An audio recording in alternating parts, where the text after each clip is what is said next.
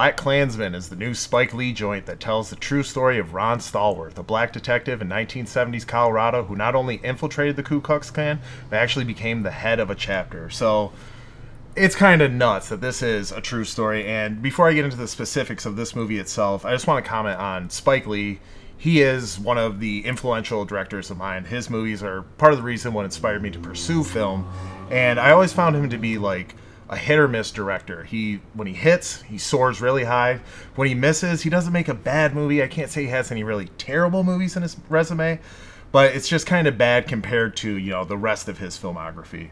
So even though he kind of went on a lull there with like the Old Boy remake, I felt like he came back a couple years ago with Chirac. So I was very excited heading into this one. Not only the true story elements, the outrageousness of this true story, but just to see like kind of Spike Lee go back to his roots, a smaller film. This stars John David Washington, Denzel's son, as Ron Stallworth. I just want to start with him. I think he did a great job in this movie. He perfectly emulated a pure of heart character. And what I mean by that is, normally in films, the main character has an arc. They start off believing something, the events of the story making them believe the exact opposite. But with the pure of heart character, everyone around him, the environment he lives in, his supporting characters, they start off believing something, and then that person and the events of the story impact the environment and the surrounding supporting characters, and they all learn something. So with Ron Stallworth being the pure of heart character, even though he starts this movie and ends this movie being the exact same person,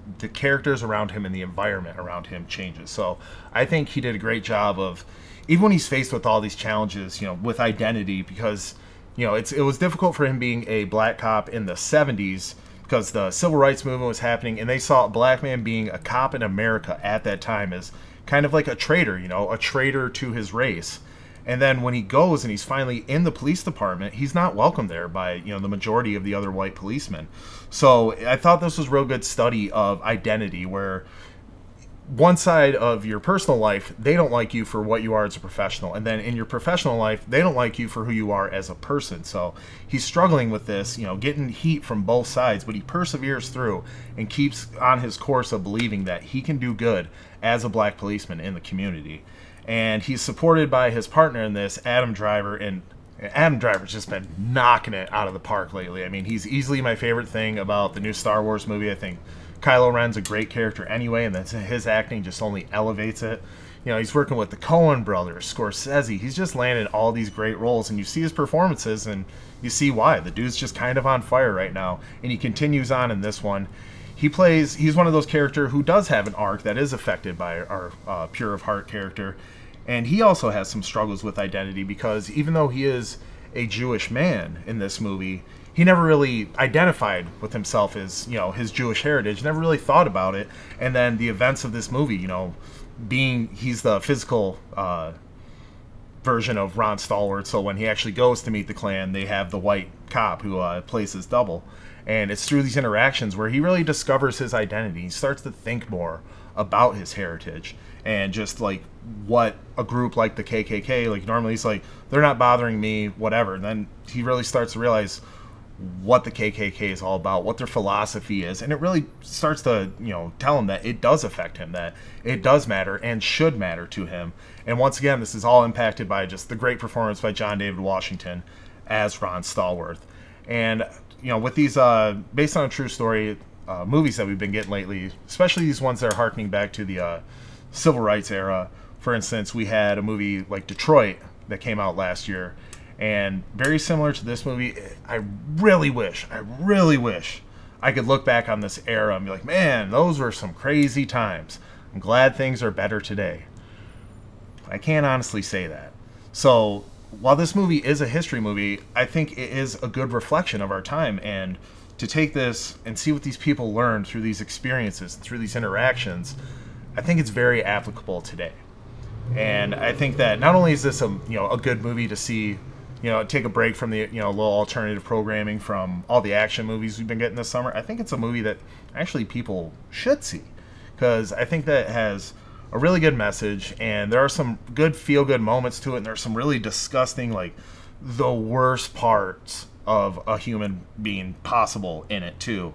But you can't have the light without the dark, so it's darkest before the dawn, and at the end, the dawn, it shines. And I did leave this movie feeling very good, despite what is shown at the very end of the movie. I won't spoil as to what's shown.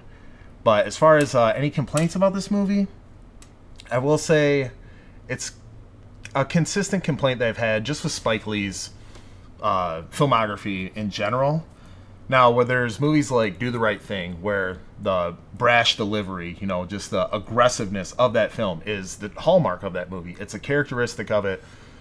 Do the Right Thing is not supposed to be subtle in delivering its message. And this movie's delivering its message is also not very subtle. And that's kind of a problem for me because everything else in the movie is very subtle. Like I said, with Do the Right Thing, everything's in your face with that movie. So the message being in your face fits.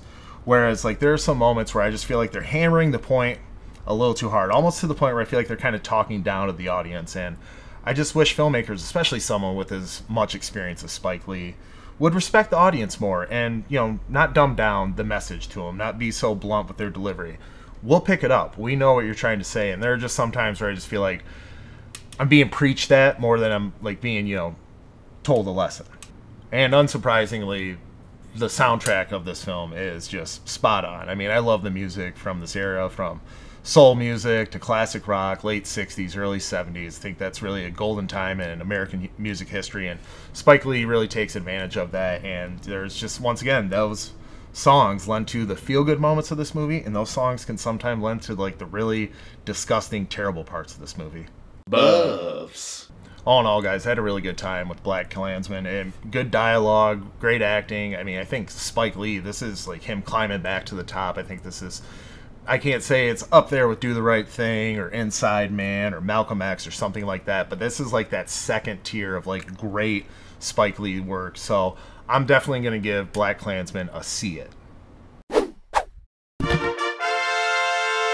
Alright guys, so that's it for my review of BlacKkKlansman. What did you guys think of the movie? What did you think of the performances? Be sure to leave a comment down below, and be sure to join us next week. Nate and I will be back together again for the Happy Time Murders, this crazy R-rated comedy Sesame Street movie.